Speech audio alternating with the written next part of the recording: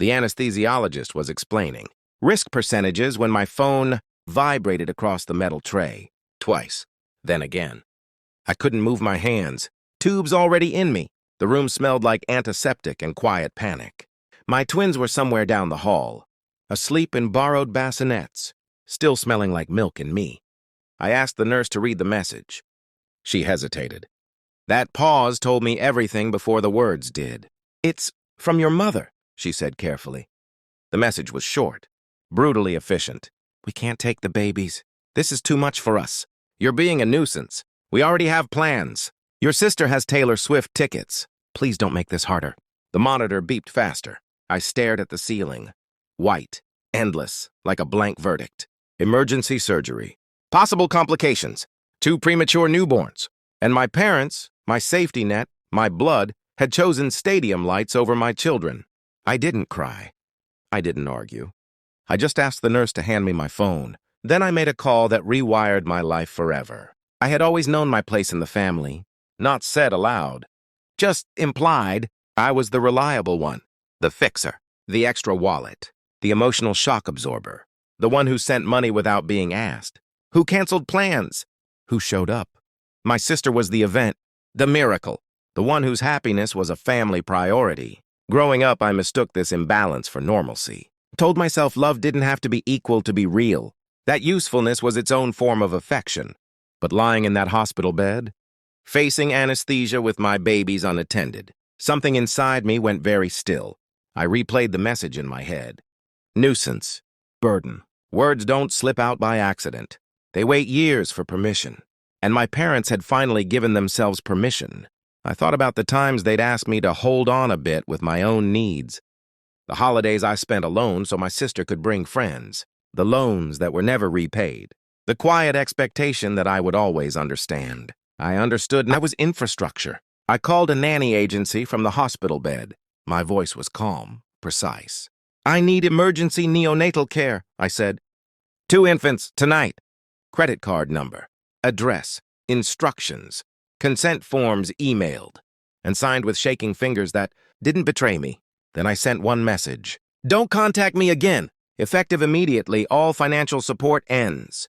This is not a threat. This is closure." I turned my phone face down before the surgery lights blurred.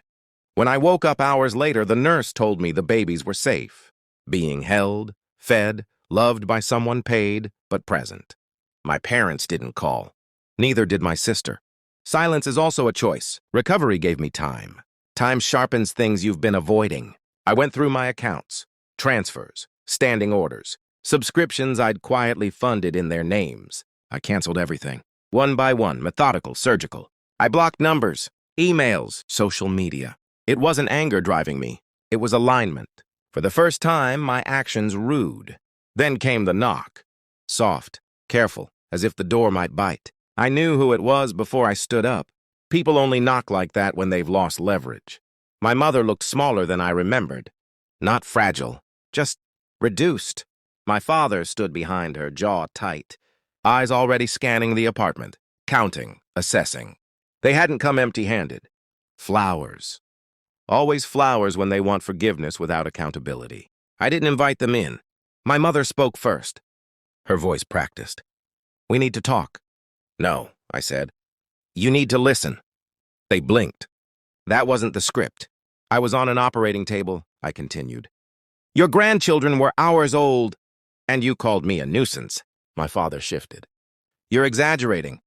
I smiled then. "Cold, small. I have the message." Silence. My mother's eyes filled, on cue. "We didn't think you'd take it this far." That sentence landed exactly where it deserved. "You thought I'd absorb it," I said. Like I always do. I stepped back just enough for them to see inside. The nursery. The nanny. The life continuing without them.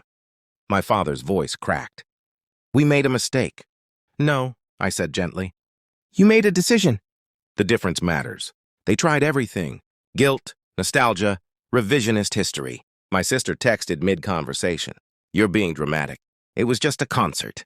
I didn't respond. My mother sobbed. My father stared at the numbers like they were a death certificate. In a way, they were. "I don't hate you," I said. "I just see you clearly now. I closed the door before they could say my name. Later that night, rocking one of my twins, I felt something unfamiliar. Lightness. Not relief. Clarity. They will tell people their version, that I overreacted, that I abandoned them. Let them. I know the truth. When it mattered most, they chose spectacle over blood, and I chose differently. The knock never came again, and neither did the weight I'd been carrying my entire life.